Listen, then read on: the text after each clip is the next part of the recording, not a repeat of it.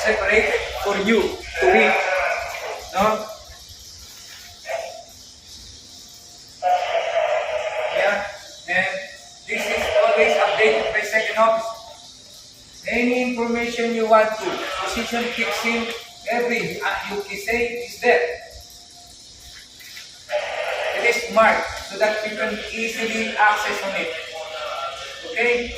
But there to read this. Okay, most importantly you. Because you don't have any knowledge. So you have to read this, you know. Do not rest on your laurels. Because all procedures, exit procedures of navigation is included here.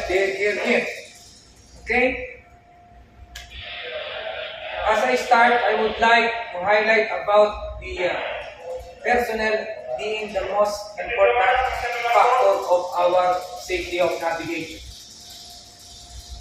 Electronic equipment, advanced or whatever it is useless. If the chief personnel doesn't know how to operate them, doesn't know their respective limitation, it's useless. You know, we are still the same. We're back to those times that we don't have this. The primitive times that we don't have it.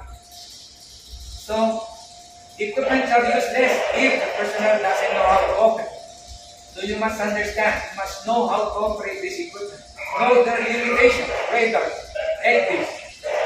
And to be able to understand this, you have to read the manual. You are being trained in ECDIS operation, generic. And you are also being trained for specific ECDIS operation. And there's no other way for a reason for you that you don't know. Okay? By the way, before I start, do you have any idea what do you mean by chain error?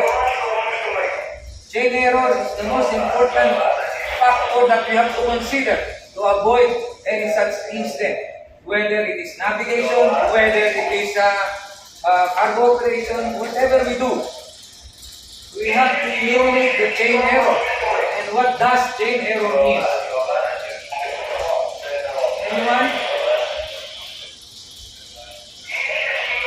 Chain error is a chain of error. Yeah? You have a chain, you have to break the chain to be able to error be eliminated. Okay? If someone is making error and you just follow what he is doing, then you are going worse. You are going into danger. You have to break this error. Do you understand, gentlemen? This is very important. You have to break the chain. More often than not, accidents involving ships are between 15 minutes after the handover. Because the chain error goes in on and out. You know, the outgoing officer on duty never relay or wrongly relay, but the incoming OOW never check. He never double check. And he just say, okay, you can go on. Second, this one is coming to you close, but it's clear. Okay. And then finding closing situation, close quarter, after 15 minutes. Because the incoming officers do not or does not even care. They just rely on what he's doing. Okay? Another break in the chain error is outgoing of OOW must ensure that the incoming OOW is fit to work for that duty. If he is drunk, do not let him take him. If he has problem with his health, do not let him. What do you do if he has problem medically during the time that he will take over your watch? What you will do? What you will do? And inform the master immediately so that they can take appropriate action. This is to eliminate error. Yeah? Always check.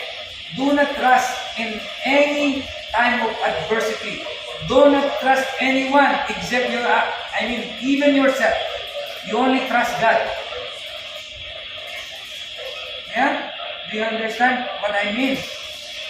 To avoid this, we must eliminate what we call train F.